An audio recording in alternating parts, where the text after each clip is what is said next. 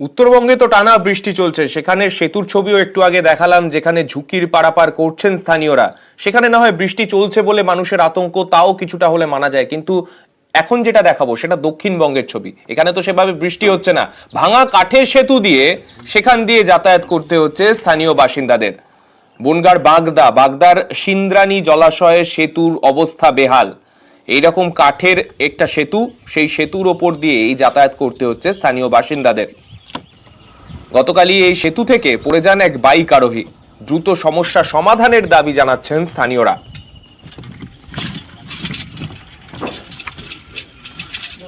প্রায় 10-15 হাজার লোক এখান থেকে যাতায়াত করে। জীবনের ঝুঁকি নিয়ে ছাড়া আমাদের তো উপায় নেই। আমাদের কোন রকম একটা পাকা স্থায়ী ব্যবস্থা করার জন্য আমরা একাধিকবার সরকার প্রশাসনের কাছে আবেদন করেছি, কিন্তু কোনো প্রশাসন আমাদের কথায় কর্ণপাত করে না। সাঁকো নিয়েও তৈরি হয়ে গিয়েছে রাজনৈতিক তরজা। ব্রিজ রং করতে এসেছিল, ব্রিজ তৈরির জন্য পাথর এসেছিল, তৃণমূলের শাসক দলের লোকজন সেগুলো তুলে নিয়ে গেছে। তারপর পাথর পড়ার পরে তুলে নিয়ে গেছে, রং করতে এসে ফিরে চলে গেছে। তারপরে একাধিক দিন তো আমাদের বাচ্চা কাচ্চারা পড়েই থাকে। ইভেন একটা লাইটের ব্যবস্থা করে না পঞ্চায়েত থেকে, না আছে এপারে না আছে ওপারে। বিধানসভার উপনির্বাচনের জন্য আমি নির্বাচনটা চলে গেলে এরপরে আমি দেখি উপরে কথা বলে এটা ভালো বিধি ব্যবস্থা নেব যাতে রিপেয়ার করা যায়। এবং গতকালের বৃষ্টিতে এই খারাপটা হয়েছে, এরপরে আমি দেখছি আমাদের নির্বাচনটা না গেলে আপাতত আমি কিছুই করতে পারছি না। বেহাল নিকাশি ব্যবস্থা, তাতেই চরমে জল যন্ত্রণা। নিত্যদিনের দুর্ভোগের বাঁশবেড়িয়ায় নাভিশ্বাস। সপ্তগ্রাম গ্রাম পঞ্চায়েতের চক বাঁশবেড়িয়া চরমে ভোগান্তি। জমা জল কাদা টপকেই রোজ যাতায়াত, সঙ্গে বাড়ছে মশা পোকামাকড়ের উপদ্রব। স্থানীয়দের অভিযোগ, প্রশাসনের তরফে নজরদারির অভাব। সেখানে প্রশাসনের গাফিলতি রয়েছে বলেই অভিযোগ তুলছেন প্রত্যেকে। শেষমেশ নিকাশির কাজে বাসিন্দারা নিজেরাই নেমে পড়লেন।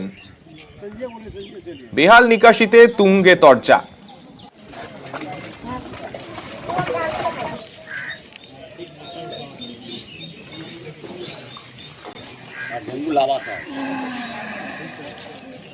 চারিদিকে জলের জল ভর্তি। এখন বৃষ্টি আসেনি, এই পরিস্থিতি। কিছুদিন আগে আমরা চান্দা তুলে, গ্রাম থেকে চান্দা তুললাম, চান্দা তুলে এইখানে পরিষ্কার করছিলাম ড্রেন। এইখানে বলে সব বিজেপি ভোট দেয়, বিজেপিরা করবে, বিজেপি টিএমসি আমি তো বুঝতে পারি না। আমি একটাই জানি বিজেপি জিতেছে। হ্যাঁ, বিজেপি জিতেছে। কটা ওয়ার্ড এখানে 2টো ওয়ার্ড, 79-80 দুটোই জিতেছে। হ্যাঁ, গ্রাম পঞ্চায়েত থেকে জিতেছে। আমাদের অনেক সমস্যা, আমাদের দোকানদারি অনেক কষ্ট হচ্ছে। কেউ কাস্টমার গুলো আসছে না, এ বলছে নোংরার মধ্যে কে আসবে। আমাদের এই চালপট্টি এরিয়া এরকম কোনোদিন এরকম সমস্যা ছিল না। এরকম জিতেছে, এরা কেউ পার্টি কাজ করছে না। কি এখানে মানুষ থাকে না?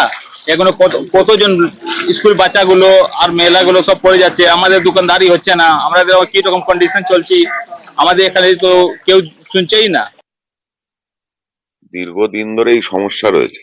ওখানে আমাদের যে জেতা সদস্য আছে, সে এর আগে ওখানে আমাদের যে তৃণমূলের প্রধান রয়েছে, পঞ্চায়েত প্রধান, তাকে এই বিষয়ে চিঠিও করেছিল, কিন্তু তাতে কোনো রকম সদুত্তর এই কারণে দেয়নি, কারণ ওখানকার যে সকল মানুষরা রয়েছে তারা নিজের ভোটাধিকার প্রয়োগ করেছে এবং সেই ভোটে দেখা গেছে যে বিজেপি বেশি পরিমাণ ভোট পেয়েছে, যার কারণে ওই এলাকাটার ভেতরে কোন রকম নজরদারি প্রশাসনের পক্ষ থেকে আর পঞ্চায়েতের পক্ষ থেকে কোন রকম দেওয়া হচ্ছে না।